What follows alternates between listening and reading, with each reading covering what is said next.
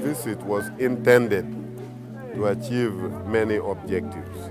One, I'm still learning what really Teso is like and what Teso is about.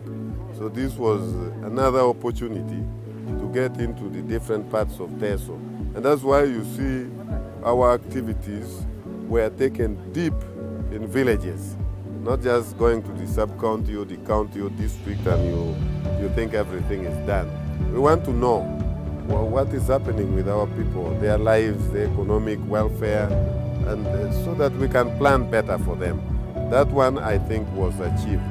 I was able to visit areas, you were there with me, where they were saying the only people they had ever seen as leaders were their leaders, but they had never seen leaders in other capacities. Two, we also came to monitor programs that were funded by government through DINU to see how well they are performing. And in most of them, we found that the performance is at 95% and above. The few problems that we encountered are problems that can be rectified, like in every contract. Third, our Ministry of Teso Affairs, actually the affirmative action ministries, have had programs, long-running programs of giving money to parishes, either for micro projects or for parish community associations. For micro projects, those ones come to groups which are running projects, they get the money, they support themselves, it is a grant.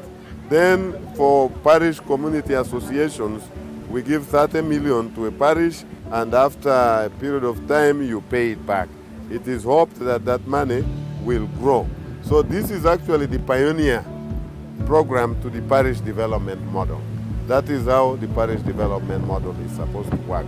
And again, in many places, we found that the money that we gave has been put to use. Of course, you're never going to score 100%. But overall, I'm satisfied with what I've seen over the past few days. And I believe that the time I have spent in Teso was time well spent. Nutrition starts with knowledge. You may have food, but you don't have the knowledge of balancing it. But our communities, what we have seen is that they have the knowledge, but in many cases they don't have the actual food. So we support them with the training and availability of those inputs, which you will see.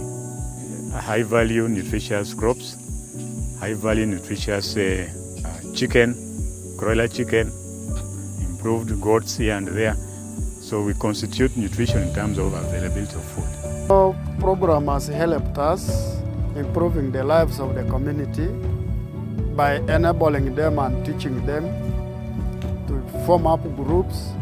From groups, they are able to come and borrow money.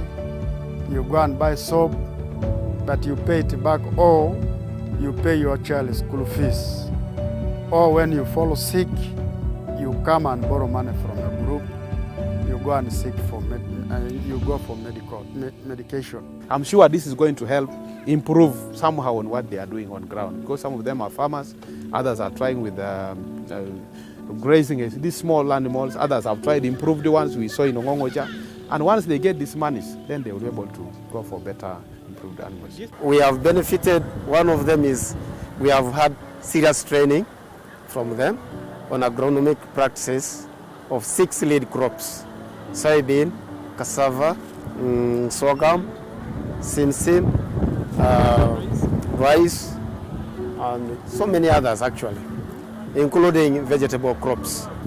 We've also had assistance from them in form of seed. They have also linked us to off-takers, that's the markets. And as we talk now, we have signed contracts with Achila, which is one of the biggest off-takers here in Soroti in the Teso region. We also have signed contracts with the Landmark.